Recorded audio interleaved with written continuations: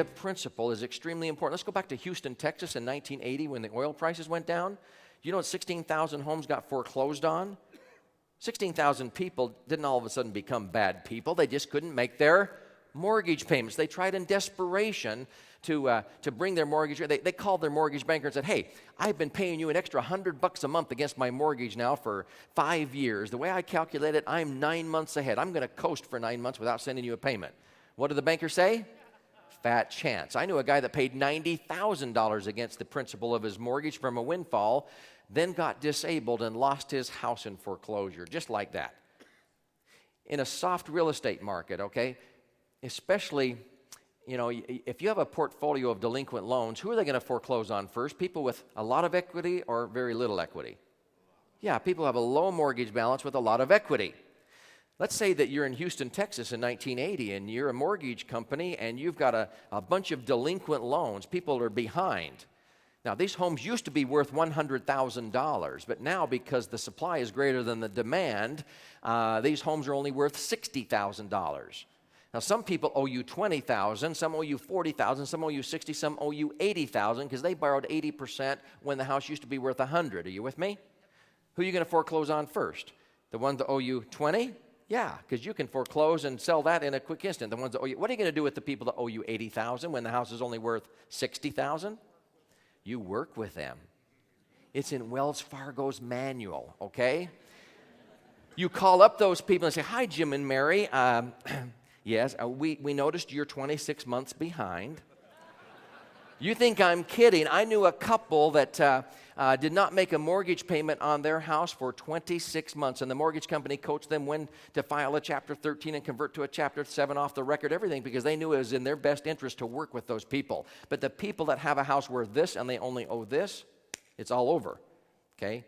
So safety of principle is critical. By the way, who will sell their house for a higher price and quicker? Someone with a high mortgage balance or low mortgage balance in a soft real estate market?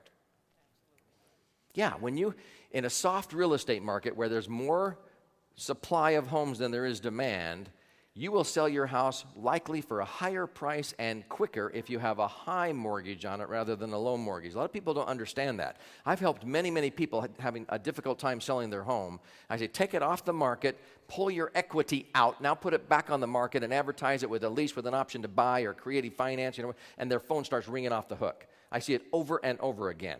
In fact, back in 1990, when Sherry and I realized it was better to buy an existing home in that soft market rather than build, we were able to pick up a home that had an appraisal of $505,000 for $300,000 because the sellers had tried for 18 months to sell that home, and they lowered the price from $495 down to $475 and $460 and then $425 and $395, $375, $360, and we finally bought it for $300,000. I didn't use any of my money. We picked up a house worth $500,000 for $300,000 because they had taken all the equity from their former home, put it into this new home when they built it 4 years earlier, and they had been making triple house payments. So they only owed $105,000 on a home worth $505,000. They thought they had $400,000 of equity there. They couldn't get to it in a soft market, and so they lowered and lowered and lowered the price till I picked it up. They rented the home from me for 9 months while they built their new home for $3,000 a month. We walked in and walked out of a title company buying a $500,000 house for $300,000, and we didn't use one dime of our money.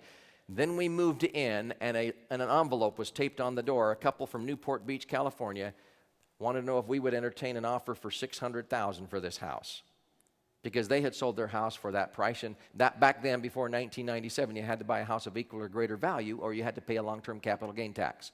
Now, we didn't sell the home because we loved that home. It had 7 bedrooms and all, and it's worth quite a bit more than that now. But what would have been our rate of return had we sold it for a $300,000 profit? An infinite rate of return, see. And the only reason why we had that wonderful opportunity is because the sellers didn't understand what I'm teaching you here.